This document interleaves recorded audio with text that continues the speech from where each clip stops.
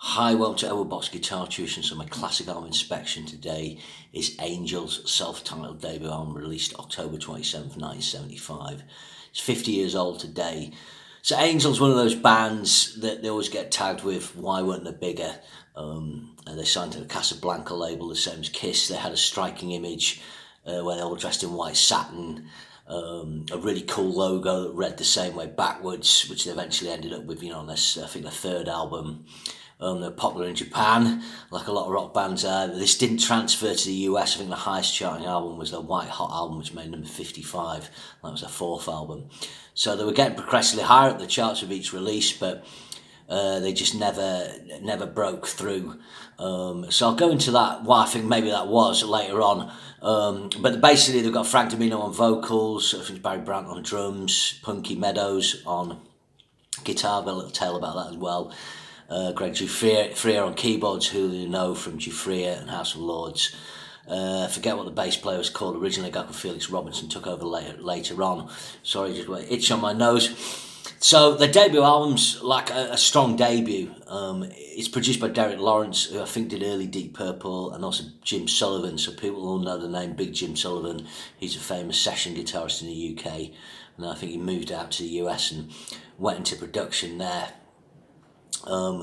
So it opens with The Tower. I think it's one of those things where a band starts their debut album with what is their signature track and probably their best track.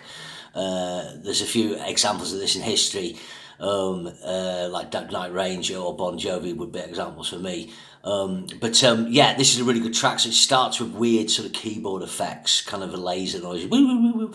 Quite cool, from Greg Giuffria. Then it's got a kind of an anthemic intro, almost like an overture, really, kind of, and that's where a bit of kind of the Rush.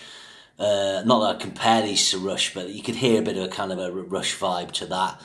And then it goes into like a different sort of feel for the verse, and then it's got a really ripping chorus, a lot of power. So it's very much a heavy rock track. This, what the sound sort of cues on this album, for me, you can hear a bit of Uriah Heep, particularly with the keyboards when they go crazy. Greg Giuffria is quite happy to use a lot of kind of electronic soundscapes rather than melodic lines at times, which I really enjoy. It kind of reminds me of like Ken Hensler at the end of July Morning and things like that. Obviously, it's a bit Deep Purple and Sabbath. The vocals are double tracked like Gillan and Ozzy, which doesn't always work to the Frank Domino's advantage, in my opinion. I'm not sure they did that later on. I think his vocals are better produced later on. The drum sound on this is quite snappy, harsh. There's quite a lot of power being put down. There's quite bass, warm bass. The guitars are quite raucous. I would say the mix, the balance isn't quite right on this. I do think the drums are really good. There's some really good fills. There's quite a lot of power.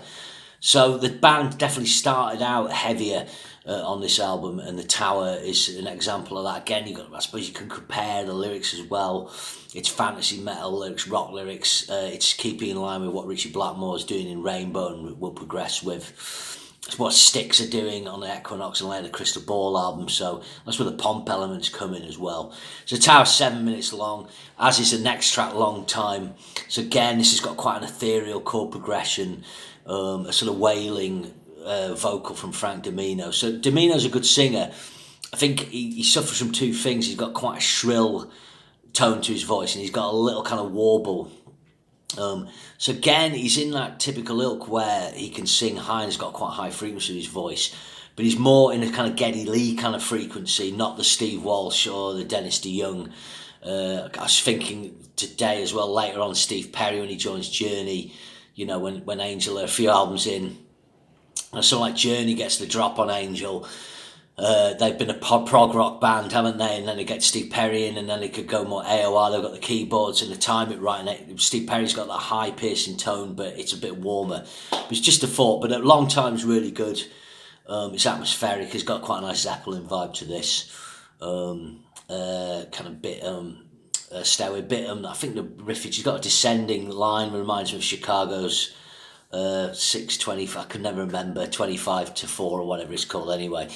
Then you've got the next Rock and Rollers. It's kind of odd track out on the album, I think. Lyrically, it's more straight ahead lyric about going to a concert, to see a band. The mix feels a bit different on this. I wonder if it was recorded at a different time. Certainly Frank Domina's vocal treatment sounds different, but it's catchy. It's good.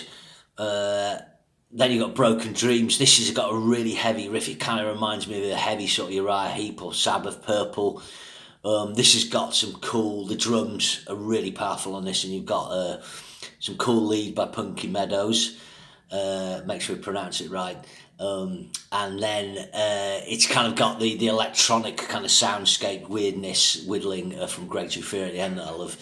They got Mariner, so this is a cool lyric about being open the open seas again, really atmospheric, kind of reminding me, if you imagine something like Mr. Wind by Heart, obviously it predates that, but it's got that feeling of being on the ocean. Domino's vocal performance is good, really nice atmosphere on this. Then a Sunday Morning, it's about 4 minutes long. This is kind of casting the main character in kind of medieval time sort of thing. I suppose they're going to be like Rainbow, 16th century Greensleeves type of thing. Again, it's cool, kind of more commercial track. I think on the sleeve notes for this album, I think the writer referenced on the next album, they did a track called The Fortune, and he felt like the character in this story is carrying on into The Fortune, and it's a kind of darker lyric. I suppose The Fortune's kind of like the sequel to The Tower, and that opens, I think that opens a Hell of a Band album, which is a kind of more straight follow-up to this. Then you've got On and On. I think actually this is the weakest. It finished with the 2 weaker tracks. On and On's catchy enough. It just doesn't quite hit as well for me. And you got Angel Theme, which is a little instrumental at the end, which is pretty cool. I'm not sure why they didn't start with that track. If you start with Angel Theme and then drop down into electronic sounds into the Tower, I think that might work better. But it's a short album, 37 minutes. It's just 8 tracks. I want to say one's instrumental, but it is good. I mean, I hadn't listened to it for a while. And they're clearly a band with lots of interesting elements who can play. So why didn't they get bigger? Again, it's a timing thing. I think there's production issues. I quite like the sound of this album, but remember Kiss Alive in 1975, who would be Casablanca's priority. Then they did Destroy the next year. So something like Kiss, although they're not punk rock, they get their production sorted out with Bob Ezrin. You've got like kind of good voices for radio. Something like Styx are already 7 albums in the punk rock thing. I think Kansas are on their 2nd and 3rd albums. So by the time you get into 76, they're already on their way to having hit singles, been very big, and developing their sound with a mixture of sort of AOR single material and the punk rock fantasy elements, so to speak. So I think Angel are just kind of, if they'd got this album out saying 74, 73, they could have had a run of albums and hit the spot. Obviously their image is pretty cool, but then it's kind of on the tail end of the glam rock thing. So again, sort of keeping that image as you get into kind of 78, 79, that's less popular. Obviously Kiss start to tail off then. Their later albums, they go more poppy. I wouldn't call it power pop, and that they're good. There's catchy tracks on them. But this, I think an Ultimate Angel album would be one that balanced the fantasy elements of this and epic elements of this with some really good catchy, 3-4 minute songs, which this album does at times. So that's, I'm not an Angel expert. I've seen Punky Meadows live. Just a little story about Punky Meadows. So, and this is a little rock story. So my brother used to work at a car wash in Kendal. And when he got the car wash on his first day of work, he thought he'd vaguely recognise when he worked there. He was actually the guitarist of a band called Silverwing, a guy called Alistair McFarlane, apparently was his name. And Alistair McFarlane was a massive Angel fan, and he hated Heavy Petting, the Scottish band, because the guitarist from them had named himself Punky Mendoza, and people would probably think, oh yeah, that's really cool, but obviously it ripped off Punky Meadows' name. And then Frank Zappa famously took the piss out of Angel with his track for Punky's Whips, which was about, I think, committing sort of sadomasochistic acts on Punky. Anyway, so that's my little story there. But yeah, check out this album. Check out Angel.